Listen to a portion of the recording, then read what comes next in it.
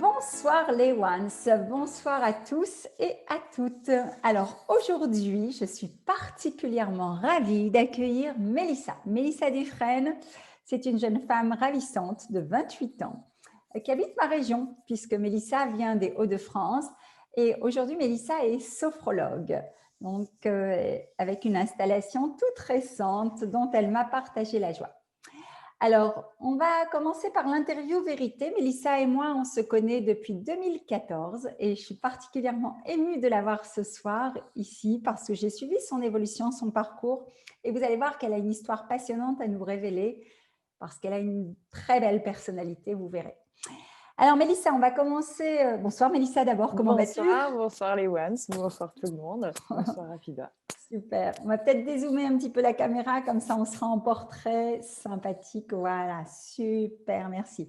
Alors Mélissa, on commence comme à notre habitude par le portrait vérité des ones. Donc je te pose une série de questions, tu réponds avec ton cœur, spontanément.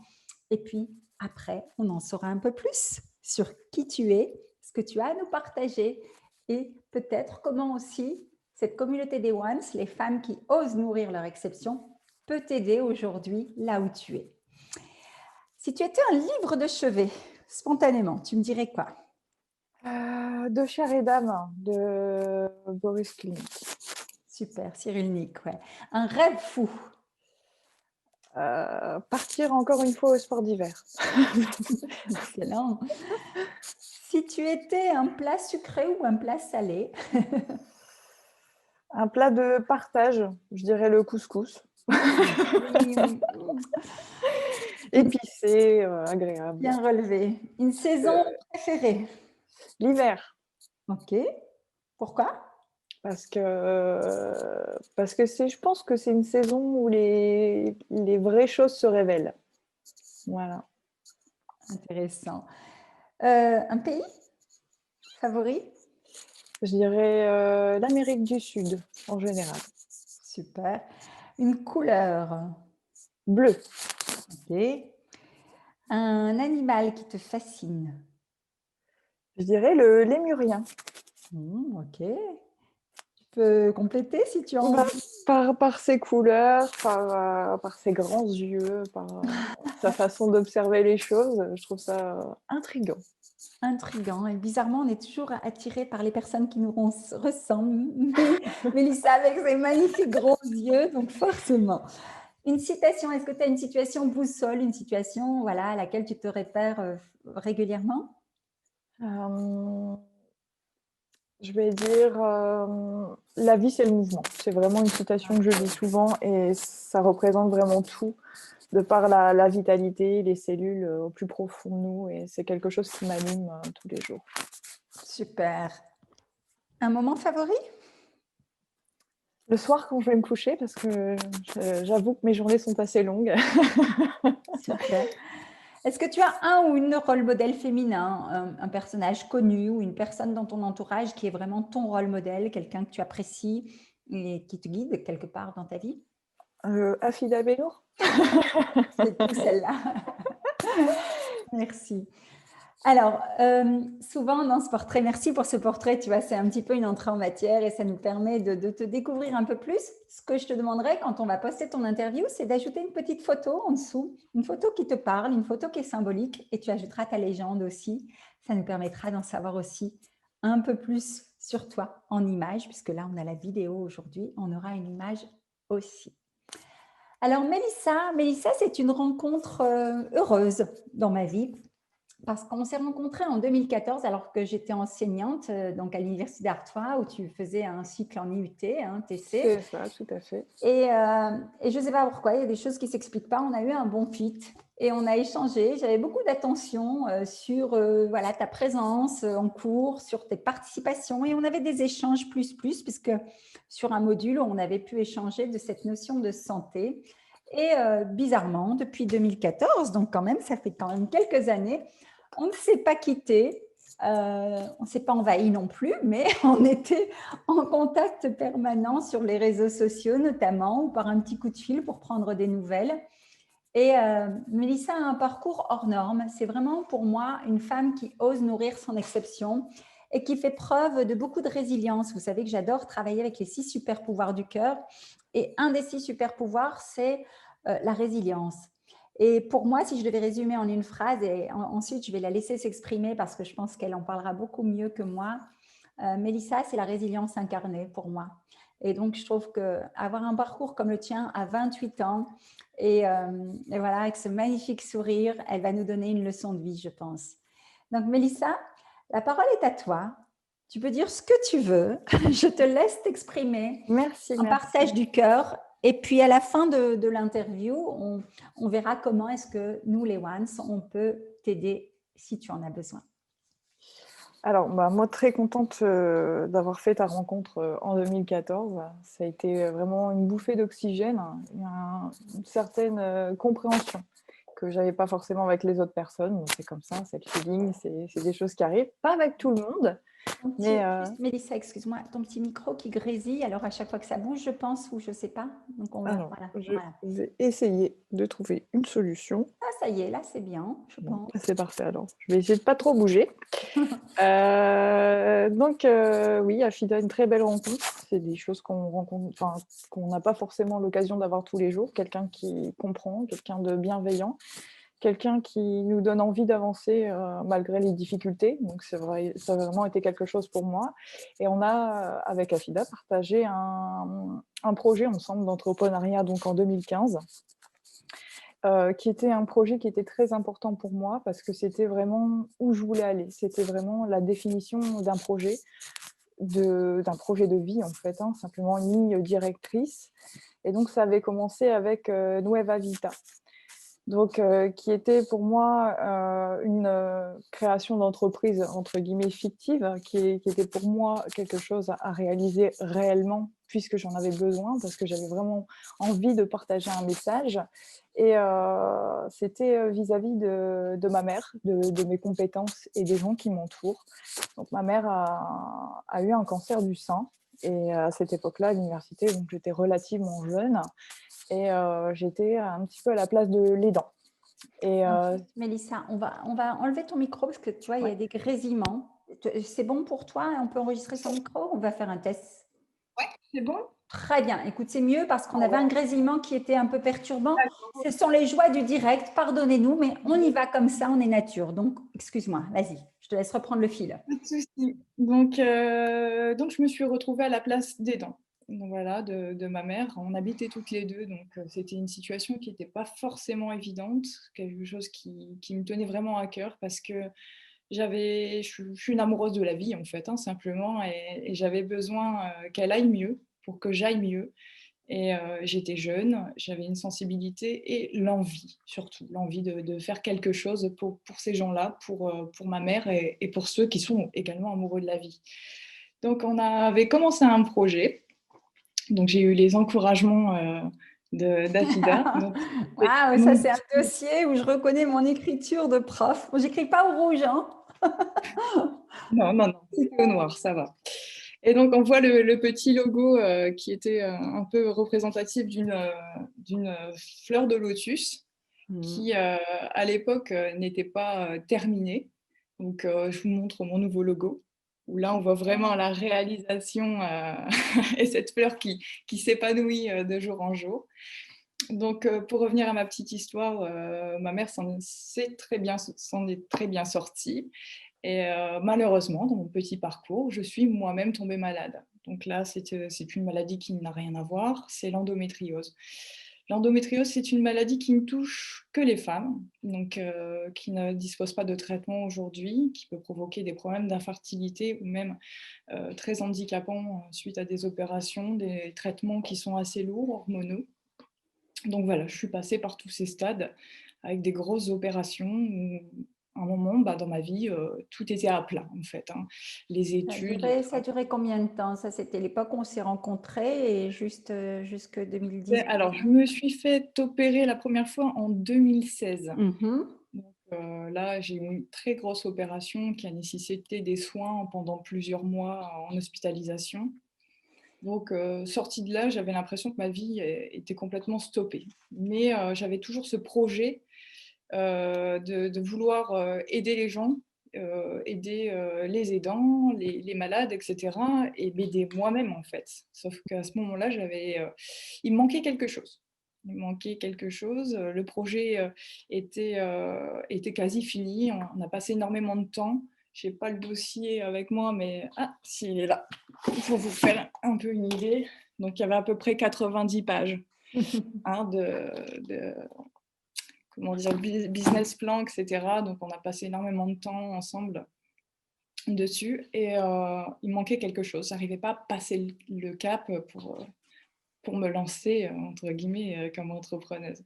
Donc ça a été compliqué. Et puis, on s'est revus donc, avec Ashida et on a refait des notes, plein de notes, plein de notes. J'ai des carnets partout avec plein de notes, etc. sur pourquoi je n'avance pas, qu'est-ce qu'il me faut, qu'est-ce qui me manque, c'est quoi ma dream team. Le leitmotiv, il était là, mais il y avait quelque chose qui manquait. Et réellement, en reprenant les études de sophrologie, ce qui me manquait, c'était moi en fait. C'était la valeur intrinsèque, c'était ce que je pouvais partager avec ce que j'ai de plus profond, avec ma personnalité, avec toutes ces choses en fait. Puis les médecines alternatives ont été vraiment quelque chose de très important pour moi, dans le sens où l'endométriose n'a pas forcément de traitement hein, aujourd'hui. Voilà, donc il faut faire face à quelquefois le désert médical et des choses comme ça. Donc j'ai fini ma formation de sophrologue et j'ai fait même une spécialisation donc, pour la sclérose en plaques avec le docteur Yann Lecos. Donc formation très riche Extraordinaire. d'informations. Donc pareil, on est sur une maladie neurodégénérative, un peu, je vais dire, chronique, etc. Donc il y a pas mal de facteurs. Aujourd'hui, il n'y a pas de formation spécialisée pour l'endométriose. Et c'est ce que j'aimerais apporter à travers la sophrologie, donc la gestion de la douleur, la gestion aussi des aidants, de la compréhension, et le but étant de retrouver un équilibre pour soi, pour les autres, pour nous, et aussi un instant de partage où vraiment on a la possibilité de partager avec des gens notre expérience, notre bien-être, parce que je pense que tout le monde aujourd'hui a besoin de ça. C'est vrai qu'avec le Covid, mon installation, ça a été un petit peu compliqué. Donc, mais pourquoi pas prévoir des événements où on peut tous se regrouper avec d'autres médecines alternatives, d'autres personnes pour finaliser un projet, aller encore plus loin, commencer petit et s'expandre en fait, un peu comme la fleur de lotus. Waouh, waouh, waouh, quel parcours, la petite étudiante timide qui était dans le fond de la classe, je me souviens, et qui finalement a pris les devants de la scène aujourd'hui et qui porte ce projet comme un vrai bébé finalement, puisque tu l'as vu éclore. Et est-ce que je peux te demander, Mélissa, en fait, ce que j'entends, hein, c'est que finalement, quand tu mets le focus sur une cause plus grande que toi, tu vas mieux, bizarrement, aujourd'hui? Oui, je vais mieux, oui, parce que j'ai fait un énorme travail sur moi avec Absolument. tout ça. Ouais. Et qu'est-ce que tu t'es dit? Tu t'es dit ce que j'ai vécu moi-même, je ne peux que le transmettre finalement. J'ai envie en fait, j'ai envie parce que Absolument. ça a été des épreuves qui ont été tellement compliquées à vivre.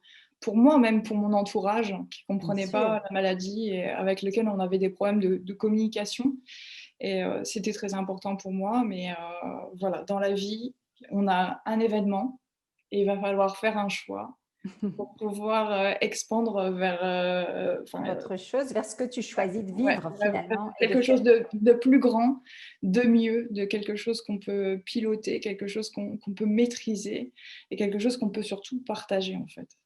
Et aujourd'hui, donc ta vision, ton projet, et donc comment, je suis curieuse déjà, je voudrais savoir, j'ai plein de questions à te poser, mais comment est-ce que ton entourage a vécu un petit peu cette renaissance, cette résilience, cette transformation de Mélissa, la timide, qui n'était pas bien, qui vivait mal sa maladie, qui a été dans la douleur, dans la souffrance de toutes ces opérations, dans la souffrance déjà de la maladie de sa maman, hein, un peu où tu te l'appropries. Je connais bien le sujet parce qu'on a pu échanger là-dessus. Quand j'ai pu accompagner ma maman en fin de vie, j'avais aussi ce syndrome de la fille qui veut prendre la douleur de la maman à bras le corps, mais c'est chacun sa douleur et chacun son chemin. Et on fait de notre mieux et je sais que tu as fait un excellent travail là-dessus. Et aujourd'hui, voilà, c'est comment tu te sens et si tu regardes quand tu regardes ton parcours un peu dans le rétroviseur avec beaucoup de fierté, quels sont les déclics que tu as eus que tu peux partager aux gens en fait? Alors, mes proches m'ont pas forcément dit tout de suite, «Ça va mieux, on se sent mieux» et cetera. C'est vrai que c'est déjà rien que leur regard, en fait. Le regard des gens, voilà. Ce qui en ressort, ne serait-ce que de mes proches ou de mes parents, c'est, incroyable, quoi. Quelle vie, Waouh! voilà, quoi, tu as Une la joie. fierté quand même Comment aujourd'hui, c'est tu une peux faire fierté, tout ce ouais. que tu fais aujourd'hui avec ta maladie, voilà, et j'ai jamais cessé d'y croire, en fait, dans tout ce qui est, espoir et cetera.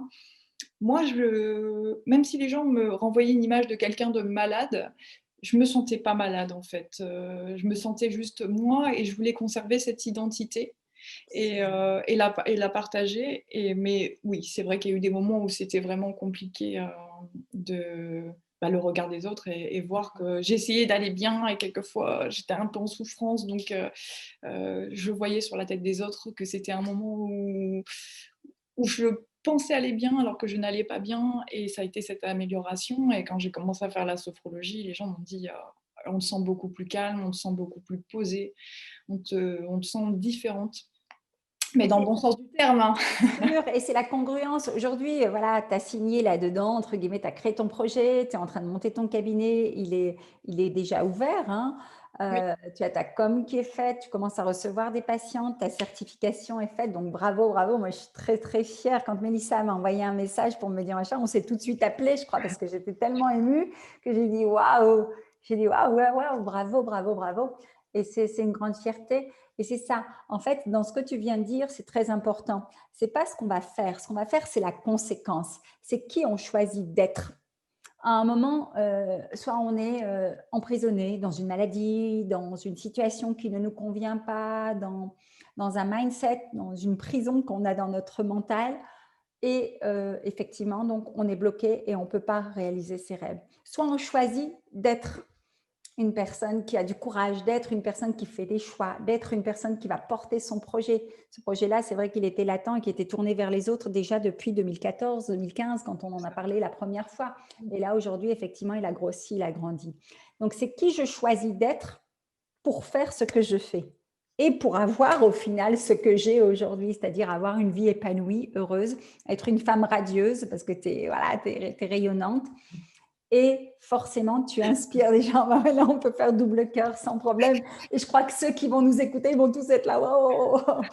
Et c'est le but. Le but, c'est voilà, c'est ça, c'est de vous donner de l'amour, de vous montrer que c'est possible. C'est possible. Où que l'on soit, à partir du moment où on choisit être à la juste et bonne place, forcément, on va envoyer une lumière. Et c'est pas une lumière voilà, qui aigrit et qui aveugle. Non, c'est une lumière qui ouvre aussi les yeux des autres. C'est Et ça. rien que pour ça, waouh, merci, merci, C'est merci. la prise de conscience de beaucoup de choses, hein. Il faut accepter les choses même si elles sont dures.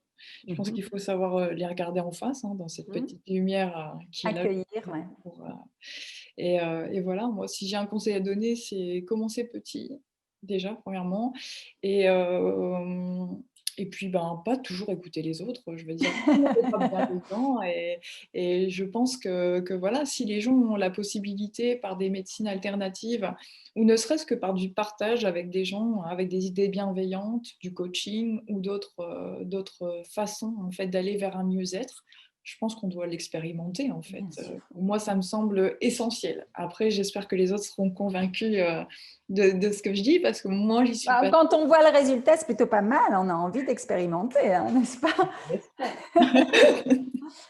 Ok, ok. Alors, donc, ce qu'on peut retenir, c'est effectivement ça, c'est ne pas forcément écouter les autres, parce que c'est vrai que le regard des autres ou la peur d'être jugé, la peur d'être critiqué, ça peut freiner certaines personnes qui ont un projet Et on n'avance entrepreneurial. pas du tout au même rythme, hein, c'est Mmh. ça.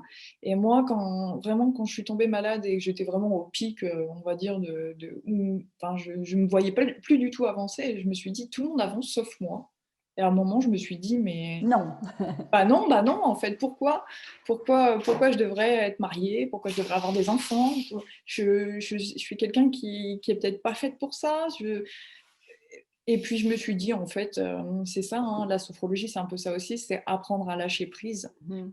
et se dire que ça viendra au moment où ça sera le mieux. Et de toute façon, voilà, il faut apprendre à devenir patiente.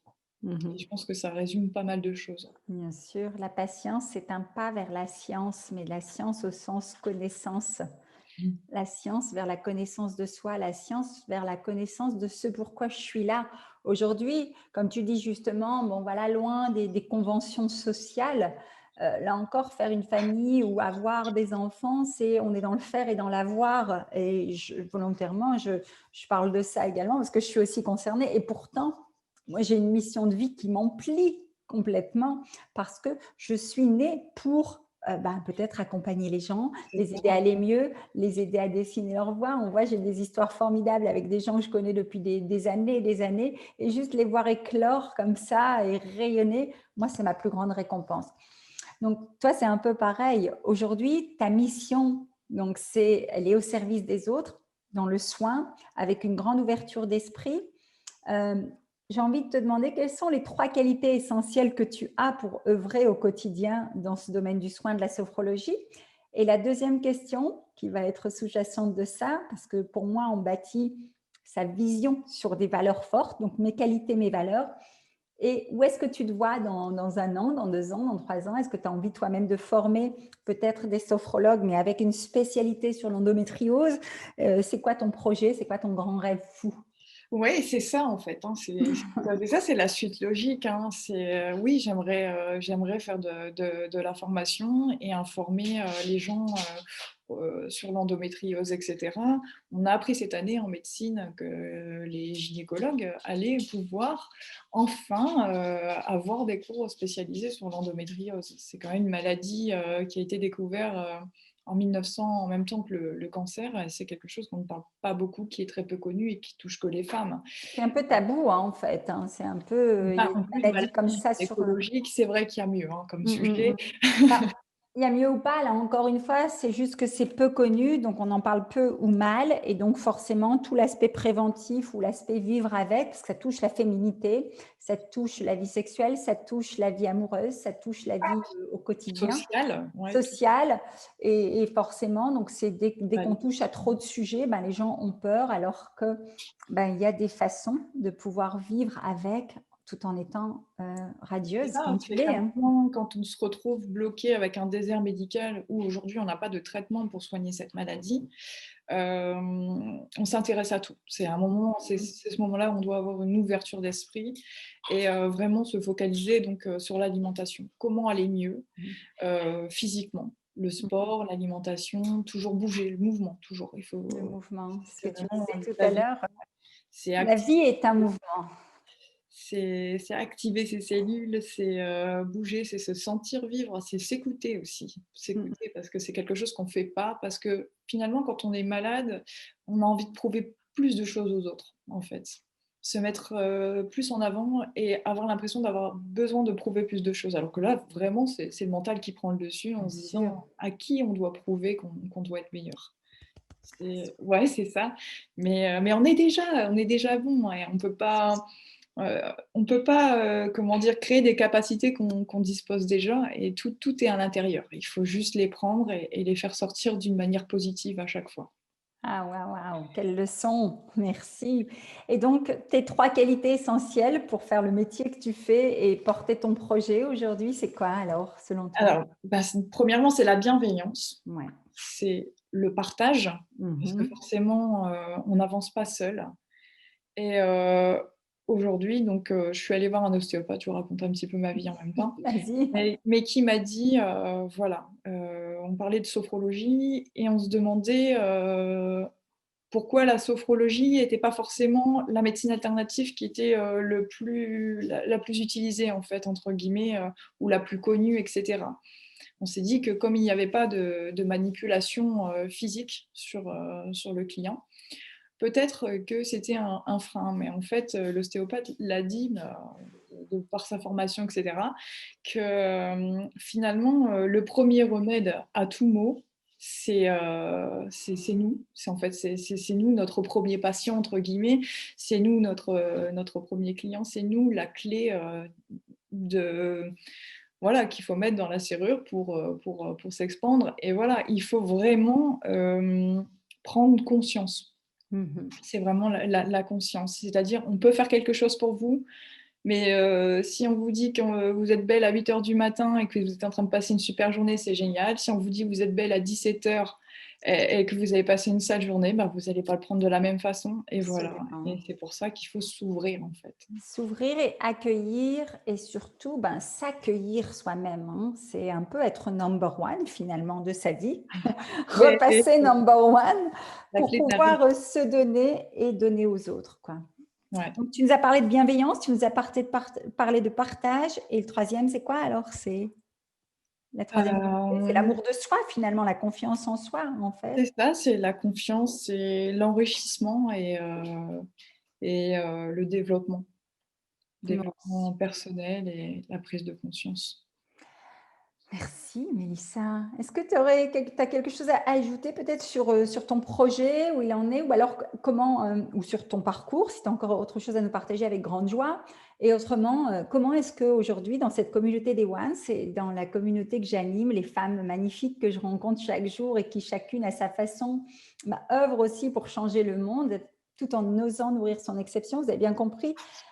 Les parcours de vie de chacune font qu'à un moment, on se trouve à une juste et bonne place. Et cette juste et bonne place, boum, elle aide aussi à transformer la vie des gens qui nous entourent.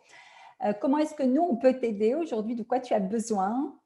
Alors, moi, ce dont j'aurais besoin, en fait, c'est simplement la continuité de tout ça, hein, c'est-à-dire que tout le monde puisse retrouver un équilibre.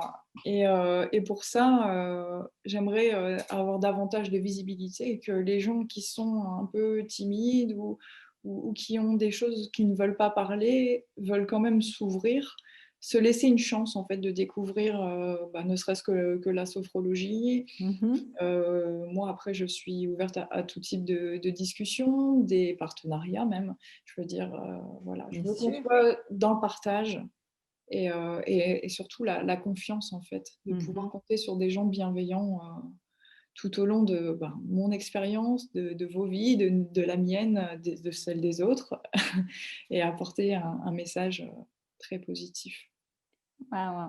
Et donc aujourd'hui, pour te connaître, pour te contacter, tu pourras mettre en légende de la vidéo. Tu as un site internet, j'imagine. Tu as une page Facebook Une page professionnelle. Facebook, oui, tout à fait. Ouais, n'hésite pas, quand on publiera la vidéo, à mettre le lien en dessous, qu'on puisse te contacter. Tu me l'enverras également, qu'on puisse éventuellement l'insérer. Et voilà. Et surtout, voilà, cette question, c'est comment on peut t'aider, quoi. Si on peut t'aider effectivement à partager, à relayer ton témoignage, qui est un témoignage, somme toute, inspirant, avec beaucoup, beaucoup de résilience, beaucoup de courage et beaucoup de lumière. Moi, j'adore et je suis très, très émue d'être avec toi ce soir parce que c'est vrai que je Très vois encore contente ton aussi de visage. partager ça. Ouais, je vois encore ton Avec un peu de pudeur, mais partager cette expérience qui est très, très intime en fait, hein. Mais pour moi, vous voyez, ça, ce type de témoignage, c'est aussi un exemple que tout est possible. Et c'est un exemple que quel que soit l'état où on en est, le niveau où on en est, on ne parle pas de niveau, il n'y a pas de notion de compétition, dans ce groupe d'ailleurs, on est beaucoup de personnes qui accompagnons et qui, chacun à notre façon, faisons notre part. Tu vas attirer naturellement à toi des femmes qui te ressemblent, des femmes qui ont peut-être connu ce parcours par rapport à l'endométriose ou à d'autres souffrances, et tu es capable de soulager leurs souffrances. Donc, voyez, le business que vous créez, parce qu'on est quand même des femmes entrepreneurs aussi, le business que vous créez, c'est la conséquence de ce que vous avez à donner, que ce soit une compétence, que ce soit un moment, un temps d'échange. Je sais que nous, depuis 2014, on a eu pas mal de moments d'échange avec des fois des ratés, des fois des croisées de train, des fois, voilà. Mais quand même, on a réussi à avoir des rendez-vous volés et des moments aussi d'échange très intenses sur des sujets importants à certains temps forts. Et c'est ça. C'est aujourd'hui, tu es maintenant à la place à ta place d'entrepreneur et ta mission, c'est aussi à ton tour de continuer à aider les gens comme tu as toujours aimé le faire finalement, parce que tu es né pour ça, quoi. Bah, voilà, c'est peut-être pour ça qu'on s'est croisés, hein. Je pense aussi. Un petit mot de la fin, est-ce que tu as quelque chose à ajouter Bon, ou on va dire un message à passer? une petite citation de Jacques Brel, simplement dans une de ses interviews, hein, parce que là, je pense que c'est vraiment le sujet. C'est voilà, le talent, ça n'existe pas, c'est le travail, c'est la sueur qui Ah, fait tout. Et c'est vrai que pour obtenir quelque chose, peu importe le parcours de vie, il faut se donner. Il faut, comme lui sur scène ou d'autres artistes, femmes aussi entrepreneuses, c'est vraiment, voilà quoi. Je veux dire, le talent, c'est la sueur. C'est vraiment ce qu'on peut absolument. partager. Et finalement, c'est une partie de soi, c'est un bout de notre âme en fait, hein, qu'on laisse comme trace, comme partage et comme belle chose, comme petite fleur qui finira bien par s'ouvrir de plus en plus jusqu'à laisser sa place pour les autres générations et pour d'autres projets beaucoup plus beaux. Comme un magnifique lotus, tu peux nous montrer ta carte, un magnifique lotus couleur or qui est si généreux. Donc, Mélissa Dufresne, voilà, un parcours qui, je suis persuadée, va toucher votre cœur au plus profond, comme il touche le mien ce soir, parce qu'on n'a pas préparé, on a vraiment total impro, voilà, et on s'est jeté dans le témoignage pour vous l'offrir, à vous les ones, pour vous inspirer. Et surtout, surtout, n'hésitez pas à commenter, à partager, à poser des questions. Si vous avez, Mélissa est très réactive et elle est, voilà, vous l'avez vue très ouverte, et donc elle pourra vous répondre et surtout à la faire connaître parce que c'est vraiment une très, très belle personne. Merci. Merci à toi. Portez-vous bien. Je vous dis à très bientôt. C'était Mélissa Dufresne, donc dans l'interview des Ones, donc sophrologue dans la région des Hauts-de-France. Très belle région, puisque c'est la mienne aussi. À bientôt. Au revoir. Au revoir.